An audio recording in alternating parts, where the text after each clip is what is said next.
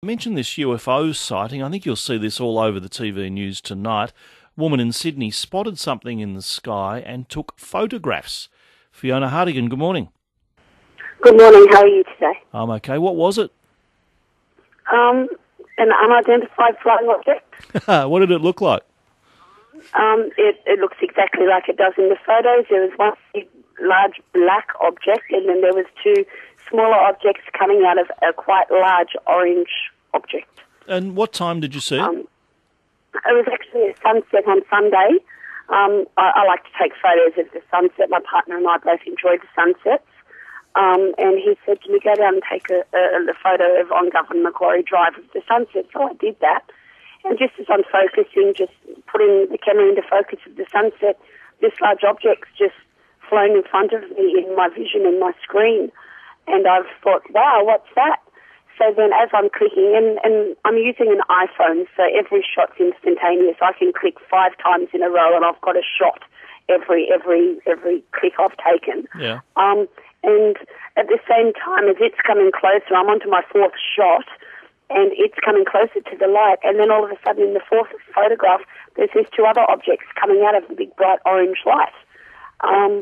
They then took off across to the right as fast as they came, and then the black object took off back down Governor Macquarie Drive. At the same time it disappeared, the big bright orange light instantaneously both just disappeared at the same time. How long did all that... I'm glad the iPhone... Go on. I'm glad the iPhone took these pictures, because if I was just to say this story without the evidence, the proof of the iPhone photos, yeah, I wouldn't believe it either. But there's special investigators that have actually looked into it. For example, the Bureau of Meteorology, the Sydney Observatory have looked into it. Last night I had the UFO investigation services for Australia at my home till 2 o'clock this morning. Woken up this morning and gone on several television shows. All with... How long did the incident take, from start to finish? Well, like I said, they were instantaneous clicks on my camera, and the time span is in 8 seconds. Every photo has a documented time frame.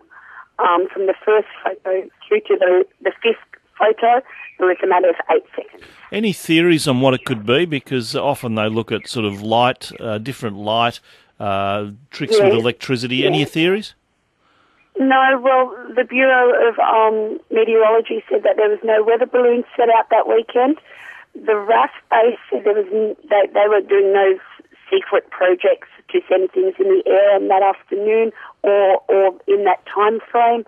Bankstown Airport had set nothing up all weekend, and also our army barracks out here at Holsworthy.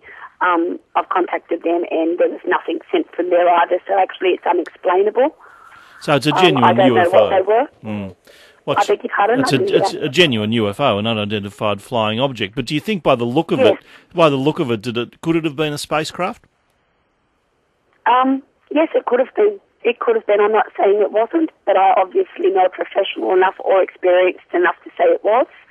In my experience, I would say that there were flying objects in the sky that come out of a large orange object, and then they shot off different ways, 2 different directions, and then instantaneously disappeared. Do you believe that flying saucers exist?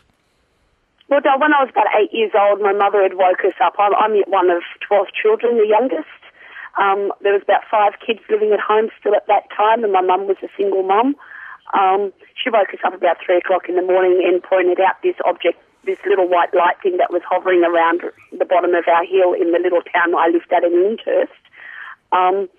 And my mum thought it'd be good, we'd be able to see it better if she switched the front light on. She switched the front light on and it disappeared.